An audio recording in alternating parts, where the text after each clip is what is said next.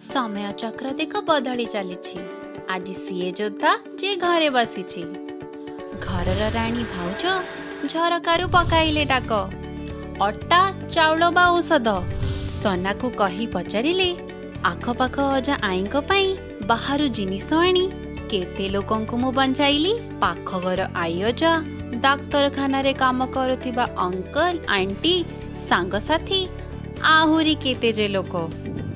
पुणी भाउज दांडरे जाई डाक पकाइले खुड़ी को कहिबाकू गली भूली ऑनलाइन पेमेंट होची सबुटु सहज आ सुरक्षित। पुणी सांगसाथी सह बुझाबुझी करी कहिले काटी नाही कहार वेतन पठाइली श्रमिकों को घर तियारी खाद्य। सना जानिला देखी पाख घर माउसी भी जोद्धा हेले। मुह घोड़ाई 2 मीटर दूर रे रही भाउज करिले जोद्धार कर्तव्य। बेग पत्र रखी घर बाहरे मानिले सोशल डिस्टेंसिंग नियम।